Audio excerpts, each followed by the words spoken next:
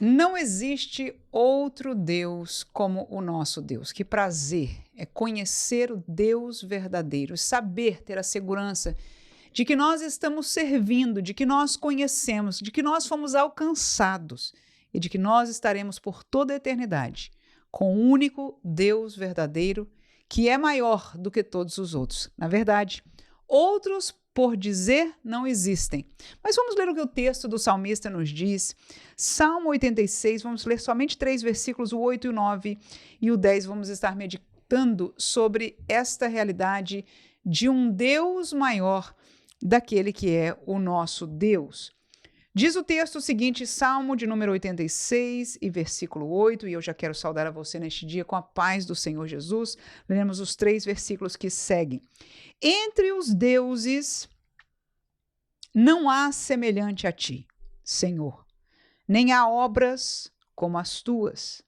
Todas as nações que fizeste virão e se prostrarão diante da tua face, Senhor, e glorificarão o teu nome, porque tu és grande e operas maravilhas, só tu és Deus. O primeiro destes versículos me trouxe um sentimento que eu gostaria de compartilhar com você neste dia. O primeiro versículo que nós lemos, versículo 8, diz: dentre os deuses deste mundo, dentre os demais deuses, não há nenhum semelhante a ti. E esta é a primeira verdade. Às vezes a gente até diz, mas não, na verdade, não existe um outro Deus. Deus é único. E é como o salmista termina este Deus que nós lemos aqui, no versículo 10, dizendo, só tu és Deus. Mas ele reconhece que para as pessoas do mundo existem outros deuses. E existem outras realidades, outras divindades, espiritualmente falando, cuja origem não é de Deus. E, claro, não estou me referindo a anjos, porque os anjos, eles são de Deus e eles não se permitem serem adorados. Isto é claro nas Escrituras. Os anjos de Deus não permitem serem adorados. Eles não se apresentam, eles não se colocam como divindades. Então, se há seres espirituais que se apresentam como divindades, desde o trabalho do paganismo até a idolatria de ídolos feitos de por mãos de homens, de pedra ou de barro, ou o que seja, ou qualquer outra realidade espiritualista que se entenda hoje, o fato é que a população mundial adora outros deuses. E nesta semana passada nós vimos aquela abertura da Olimpíada e nós ali ficamos boquiabertos com a maneira que se expressou as grandezas do mundo, ou seja, o topo da sociedade que se encontra ali na França, naquele país europeu de prosperidade, onde outros deuses espiritualmente e fisicamente foram adorados de várias maneiras. E Davi diz para nós, então, neste texto que ele escreve, ele disse, entre os deuses não há semelhante a ti. O fato é isso, é que o nosso Deus, ele é diferente dos demais. E em que sentido, irmã? Eu só posso pensar naquilo que são as características naturais do nosso Deus. As 5 características naturais que são da natureza, da essência do nosso Deus, que os distingue de qualquer outra divindade, mesmo que estes não são deuses, mas atuam por deuses e são espiritualmente adorados, servidos por muitas, na verdade, milhões e milhões, por que não dizer bilhões de pessoas. Mas quais são essas características ímpares, especiais, que fazem o nosso Deus ser, como Davi diz aqui, não há semelhante a ti? E são as 5 características que nós conhecemos na teologia como os atributos naturais de Deus. Primeiro é o amor.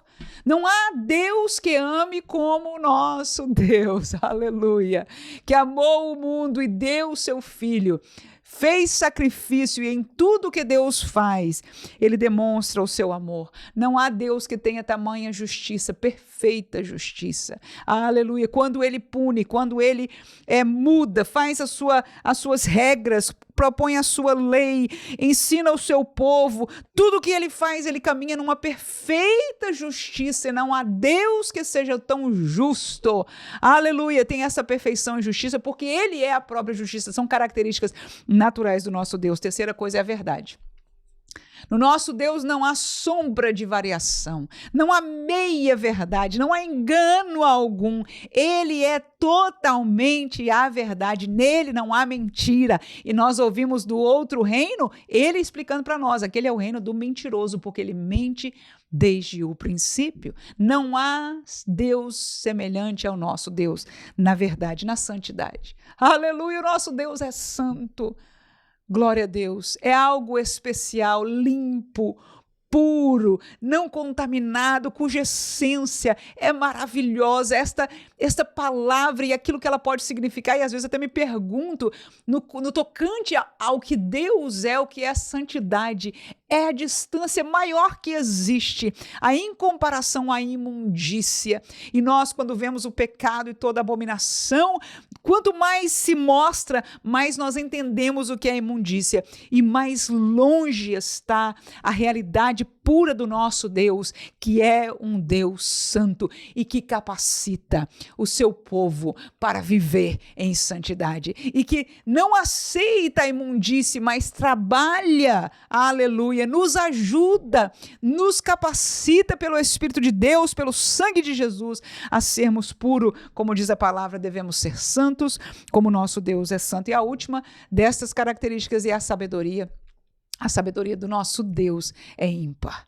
Quanto mais eu estudo, eu leio esta palavra, mais eu fico boquiaberta. Há muitos livros de muitas coisas profundas e muito pensadas, e eu olho para um livro de histórias, um livro de poemas, um livro de... Enfim, eu falo, Senhor, tão diverso em coisas assim que parece que não dá em nada, mas esta palavra, ela é tão poderosa, ela é tão profunda, ela é tão sábia, que eu fico boquiaberta a cada dia com a preciosidade, porque esta revelação foi tudo e é tudo para nós. É o que nós necessitamos, a sabedoria de Deus, desde mostrada na sua criação, porque não há máquina tão perfeita, tão sábia, a junção destes órgãos, dessas células do homem. Quando nós olhamos o macro, quando nós olhamos o micro, nós percebemos um Deus que tem uma sabedoria sem igual, mas a palavra é esta também, prova, não é? Esta comprovação para o nosso entendimento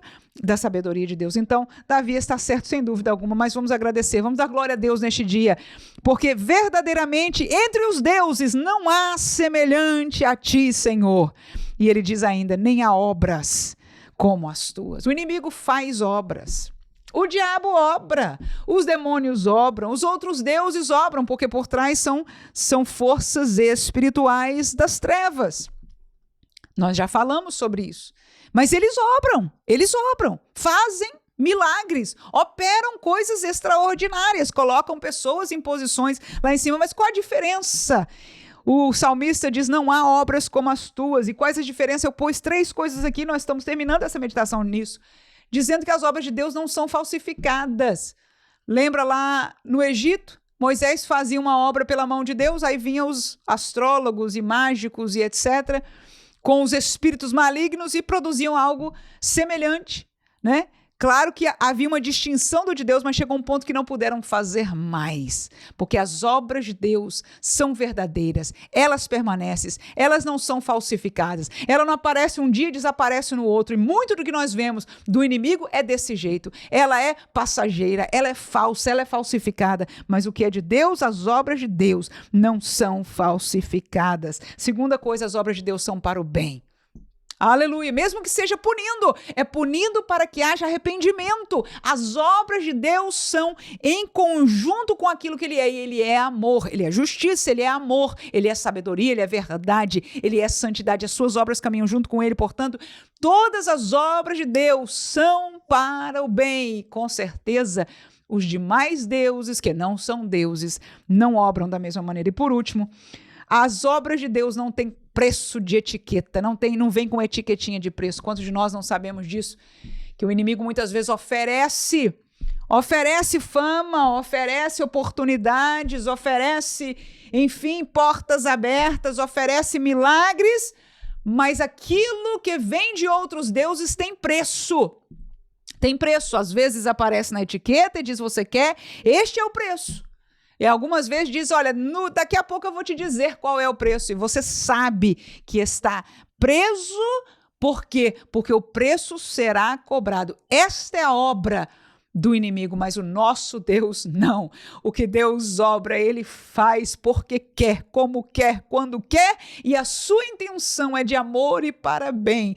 Quando Deus opera, diz a palavra, ele não lança em rosto, ele não joga na nossa cara que fez por nós. Somos nós quem devemos nos lembrar. Ele não disse aos 10 que curou de lepra, diz: vocês não vão me adorar? Não. Deixou todos irem lá, se apresentarem, mas depois perguntou por que só um veio agradecer. É nossa obrigação voltar a agradecer pelas grandes obras e maravilhas que o Senhor tem feito por nós, mas ele não põe preço. Que Deus nos ajude, aleluia, a sermos fiéis, a sermos mais agradecidos, a estarmos mais juntos da palavra, porque quando estamos juntos da palavra, estamos juntos dele, aleluia, alimentarmos para darmos prazer a um Deus que se desfez de si, aleluia, para sofrer o preço por nós e tem agiu e age até hoje por amor a cada um de nós. Que o Senhor te abençoe neste dia, que possamos juntos glorificar a Deus por esta palavra gloriosa. Amém.